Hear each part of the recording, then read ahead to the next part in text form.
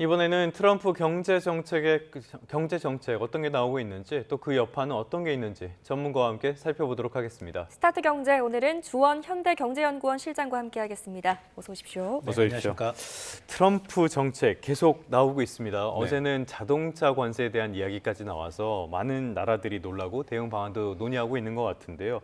또 동맹, 비동맹 구분 없이 관세를 계속하겠다 이런 부분들 어떻게 보십니까? 일단 뭐 트럼프 머릿속에서는 동맹이라는 건 지어진 지 오래고요. 친구도 없다. 예.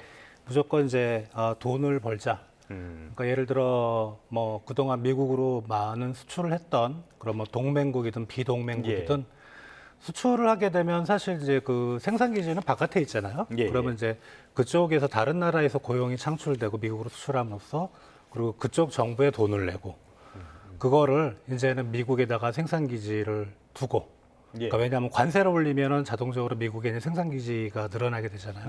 미국 근로자들 고용하고 그다음에 미국 정부에 돈 내라. 이제 이런 거를 얘기를 하는 것 같고요.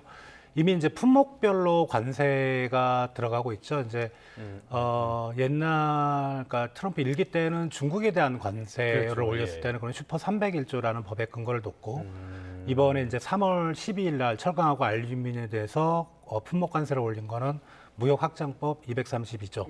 그리고 요번에 자동차 관세 4월 요번에 이제 발효되는 자동차 관세는 역시 이제 25% 무역 확장법 232조의 근거를 둬서 실행을 하고 있습니다. 네, 트럼프 관세 정책에 지금 세계 각국이 반응하고 있습니다. 어제 보니까 이제 세계 각국이 전열 재정비에 나선 것 같던데 어떻게 보셨어요? 전열 재정비는 아니고요. 원사이드하게 두들겨 맞고 있고, 그러니까 예를 들어 뭐 인도나 베트남 같은 경우는 이제 미국산 제품에 대해서 관세를 인하해주는 미리. 그리고 멕시코는 이제 그동안 미국과 가장 이제 주요 핵심 이슈였던 국경 문제.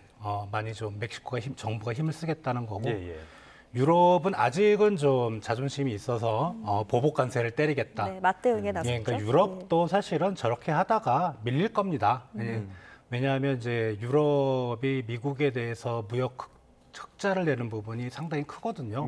그렇다면 관세를 올리게 되면은 유럽에 손해니까 처음에는 자기 체면 때문에 저렇게 이제 액션을 취하다가 어느 순간은 못 버티고 트럼프의 쪽으로 좀 승기가 밀리지 않을까 생각이 됩니다.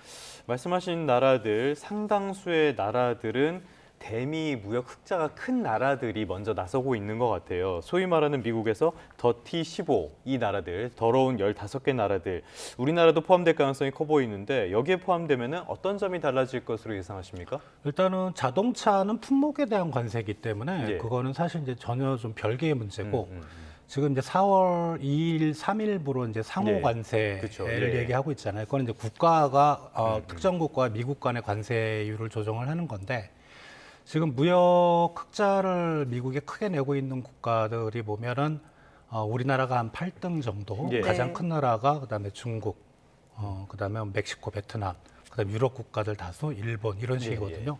그 나라들은 아마 들어갈 것 같아요. 그 15라는 거는 이제 15개국 미국에 대해서 많은 무역 흑자를 내는 국가들. 그렇게 되면은 이제 관세율은 올라갈 것 같고 관건은 그게 이제 예를 들어 뭐 15개국을 트럼프가 관심을 가진다고 하더라도 15개국에 대해서 동일한 관세율이 올라갈 것 같지는 않거든요. 그러니까 나라별로 어떤 근거를 두고 예를 들어 뭐 우리나라는 10%를 때릴 수 있지만 유럽에 대해서는 20%를 때릴 수 있고 그 근거에 대해서는 그동안에 트럼프가 언급한 것처럼 뭐 부가가치세도 있고 환율 조작도 있고 여러 가지 이슈가 있지만 그 부분에 대해서는 아직 확정된 게 없기 때문에 사실은 4월 2일 날 우리가 뚜껑을 열어봐야 할 것 같습니다. 그런데 이게 진짜 코앞으로 다가왔는데 말씀하신 것처럼 고려해야 될 요소들이 굉장히 많단 말이에요. 그때까지 체계적인 것들 다 정비될 가능성이 있다고 보십니까?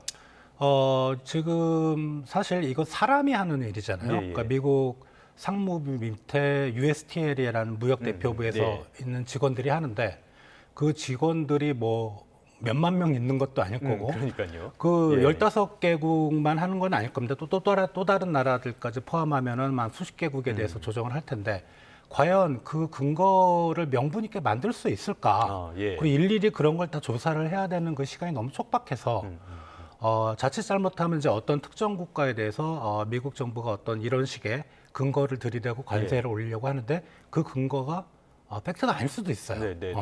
그래서 그런 부분은 사실은 좀 우리가 이제 미국을 상대할 때 나중에 상호 관세 협정을 할 때 좀 강력하게 어필을 해야 될 것 같고 근거가 충분하다면은 할 수 없죠. 뭐 지금 어떻게 보면은 글로벌 무역 시장의 주도권 칼은 트럼프가 가지고 있으니까 받아들일 건 받아들여야 될 것 같고 여기서 우리가 뭐 유럽이나 중국처럼 보복 관세를 때린다면 트럼프가 제일 싫어하는 게 그거거든요. 자기한테 맞서는 거.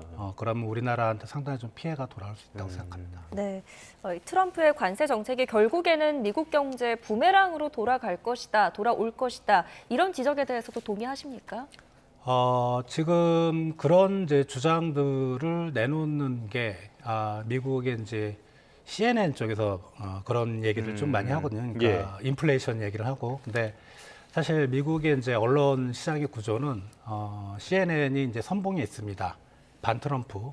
그래서 CNN 쪽의 어떤 분석, 그다음에 이런 것들을 너무 좀 신봉할 필요는 없는데 분명히 미국의 어떤 자동차 가격이 올라가는 효과는 분명히 있을 겁니다. 그렇지만 그런 관세 때문에 자동차 가격이 올라가면 기업들은 어떤 식으로 대응하냐면 가능하면은 생산 단계에서 비용을 좀 줄이는. 그래서 뭐 25%를 때린다고 1억짜리가 1억 2,500만 원이 되는 게 아니고 그거보다는 좀 작게 들어가거든요. 그리고 또 미국 정부하고 협상을 통해서 뭐 유예라든가 쿼터제를 또 어떤 국가나 기업이 맺을 수도 있으니까 분명히 올라가는 효과는 있지만 미국 언론에서 그 호들갑 떠는 정도로 그렇게 크게 올라가지는 않을 것 같다 생각이 됩니다. 말씀하신 대로 CNN, 뉴욕타임스가 반 트럼프의 선봉에서 자꾸 지적을 하고 있긴 한데 어찌됐건 최근에 완성차 업체들의 주가가 폭락했다는 점 이런 것들이 트럼프 정책의 어떤 영향성, 방향성을 보여주는 것 같긴 합니다. 자, 자동차가 중요한 게 우리나라의 수출 효자 상품이잖아요. 미국 쪽에 상당히 많은 제품들을 팔고 있는데 이렇게 관세 정책이 예정대로 25% 된다. 그랬을 때는 이게 나라 경제 자체에 영향을 미치게 되는 거 아닙니까?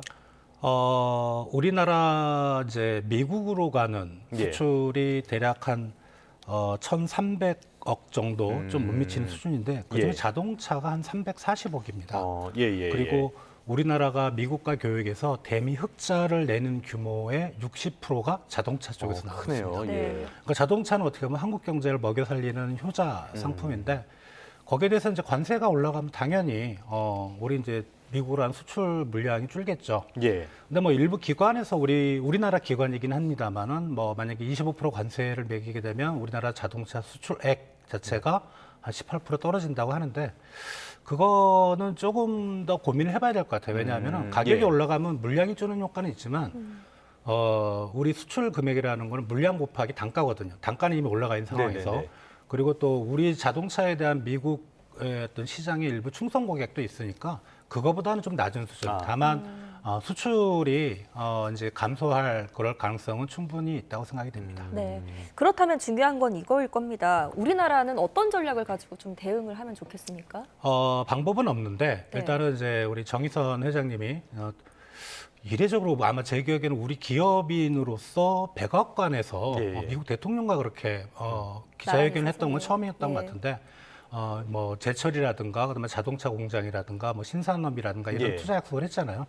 일단은 그렇게 진행을 하는 게 맞는 것 같고 다만 그럼에도 불구하고 우리 자동차에 대해서 25% 관세를 면제하겠다 이런 얘기는 없습니다. 그러니까 품목 관세는 면제는 없을 것 같아요. 면제는 없는데 다만 이제 이런 걸로 이제 미국 정부를 우리가 설득을 할 수 있죠. 이게 정부 차원은 아니고 기업 차원에서 우리가 이제 미국에다 그렇게 대규모의 투자를 하면 미국 근로자들을 고용을 하고 그리고 미국 정부에 세금을 내잖아요. 그런 어떤 경제적인 기여 효과를 어필을 하면서 자동차 수출하는 전체에 대해서 25% 관세보다는 일부 올해는 몇 대, 뭐 내년에 몇 대 이런 식으로 좀 관세를 좀 면제받는 일종의 쿼터제를 한번 어필을 해보는 것도 좋은 방법이라고 생각합니다. 말씀하신 것처럼 이런 자동차 관세 같은 것들은 국가별로 이게 부과가 되기 때문에 현대차가 많은 투자를 했다고 해서 현대차만 빼주고 이런 것들은 원천적으로 좀 어렵잖아요.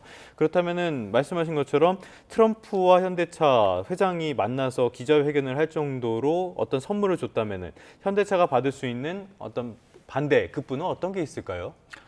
일단은 투자 쪽에서 그렇게 선물을 줬다면은 말씀드렸던 어떤 그 이쪽에서 수출하는 물량에 대한 일종의 혜택, 그러니까 관세 면제와 예. 관세 유예는 사실 효과는 똑같지만 전혀 네네네. 좀 정치적인 뉘앙스가 의미가 틀리잖아요. 다르네요. 예. 그런 식으로 할 수 있는 거고, 그리고 반대로 이제 미국의 입장에서 보면 사실 저렇게 이제 백악관에서 얘기를 하고 있지만, 예.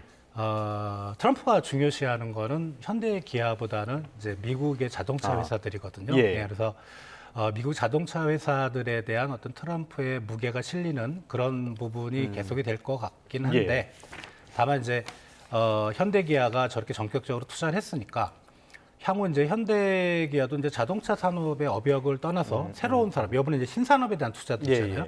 이제 그런 부분에 있어서 미국과 협력을 할 때 어떤 트럼프의 협조, 뭐 규제라든가 세금이라든가 이런 쪽에 아마 혜택이 돌아갈 수도 있지 않을까 생각이 됩니다. 그런데 이제 미국 현지에서 나오는 반응을 보면요. 말씀하신 것처럼 미국의 자동차 산업을 다시 강하게 해야 된다라는 목적이 있는 것 같은데 완성차 업체들은 죽겠다 이런 호소를 하고 있고 테슬라만 좋은 거 아니냐 이런 평가도 나오는 것 같아요. 이런 평가는 왜 나오는 겁니까? 왜냐하면 테슬라는 미국 시장에, 그러니까 테슬라가 전 세계 공장이 있는데 미국 시장에 테슬라가 판매하는 물량은 전량 미국 내에서 생산합니다. 그리고 GM 같은 경우는 50%만 미국에서 생산하고요. 캐나다, 멕시코가 30%, 우리나라에서 15%나 생산해서 미국으로 가져가거든요.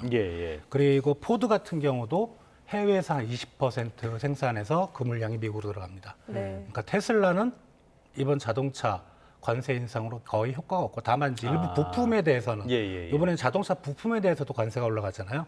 뭐 그런 부분이 있는데 그거 빼면은 테슬라는 거의 영향이 없다고 보시면 될 것 같습니다. 네, 불안정한 트럼프의 관세 정책의 여파가 뉴욕 증시에도 미쳤습니다. 보니까 동반 하락했죠? 예, 경제 지표는 생각보다 그렇게 나쁘게 나오진 않았었는데 이제 트럼프 관세 때문에 이 자동차 쪽에서 자동차 기업들이 좀 많이 떨어졌고요. 테슬라는 괜찮았던 모양새고요, 주가 지수가. 그런데 말씀드렸던 GM 같은 경우는 많이 빠졌죠. 왜냐하면 미국 생산 물량이 50%이기 때문에. 그래서 그런 쪽에서의 어떤 뉴욕 증시의 어떤 최근의 자동차 관세 인상 전격적으로 한다. 이런 부분이 크게 반영이 된 걸로 생각이 됩니다. 알겠습니다. 2부 말미에도 전해드렸는데 지금은 너무 불확실성이 큰 상황이라서 조금 시장에는 보수적으로 접근을 하시는 게 좋지 않을까 싶습니다. 오늘의 스타트 경제는 주원 현대경제연구원 실장과 함께 했습니다. 오늘 말씀 고맙습니다. 잘 들었습니다.